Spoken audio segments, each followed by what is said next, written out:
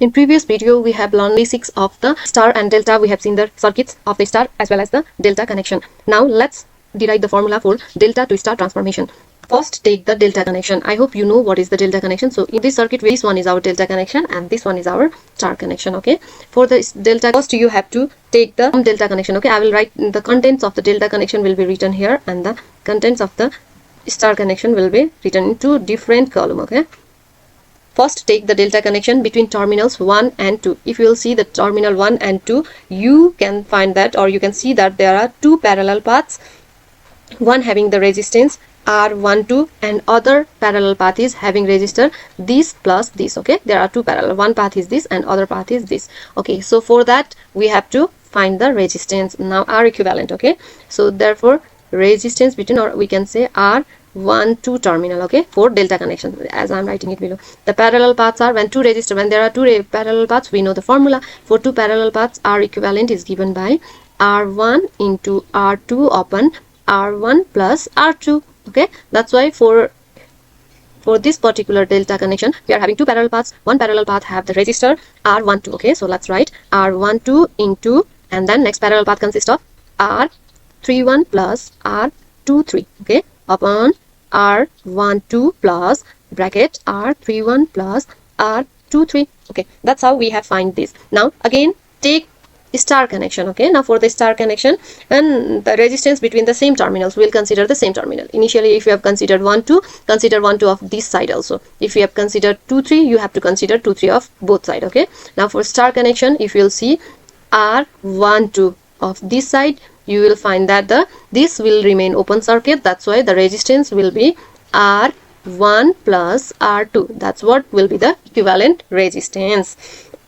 After considering both the resistors, we know that both of them are equivalent with each other, as the terminal resistance need to be same. So all we need to do is we need to equate each other. Okay, while equating both sides, we'll get R1 plus R2 is equals to, what is on other side, delta side, R12 times R31 plus R23. Okay, and the denominator was R12 R, let's write in a chronological order, R31. Okay, so let's consider this one as the equation 1. Okay, so similarly, if you look the terminal 2 3 and 2 4, we can derive the equation. Okay, I hope you understand the concept. So all now we have to write similarly for terminal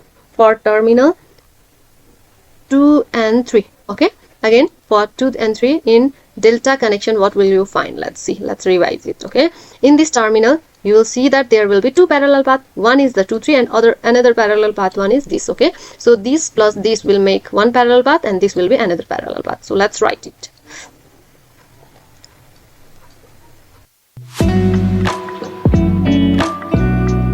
Again for the star connection, you will see the terminal 2 3 of this side. Okay, these two terminals, and you'll see this remain open circuit, so we need not to consider the R1. That's why our R equivalent will be R3 in series with R2. That's why R23 will be R2 plus R3. Now again on equating these equation, resultant equation will be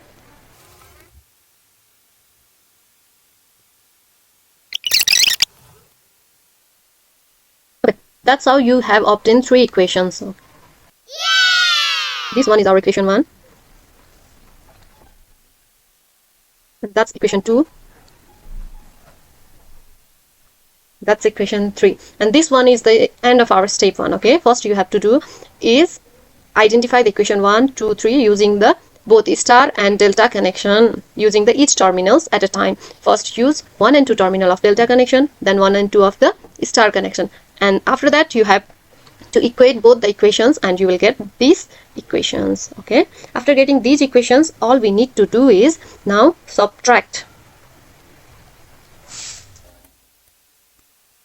Now subtracting equation 2 from, now let's subtract equation 2 from this. You will see while subtracting R1, R2 and R3 will be, R2 and R2 will cancel out and the remaining will be R1 minus R3 on the left side. Okay, so we'll get R1 minus R3 on left side and remaining will copy so that it will be easier for us to subtract. Okay, so let's write equation 1, which was R12 times R23 plus R31 upon, or since the denominator is same, so minus R. Okay, if we'll see how we have written, now let's cancel out. If something cancels, R12 and R13 is cancelled, and we'll get R12 into R31 minus R23 times R31 upon R12 plus R23 plus R31. Okay, let it consider as equation 4. Last, you have to add this equation 4 with equation 3. Okay, now adding equation 3 and 4. Okay, after adding equation 3 and 4, what will you get? We can see this in equation 3 there is R3 is in positive and this one is negative, so we'll get 2R1. Okay, so will result 2R1 is equals to R12 R31 minus R31 times R23 plus of equation 3, which is R31 times R12 plus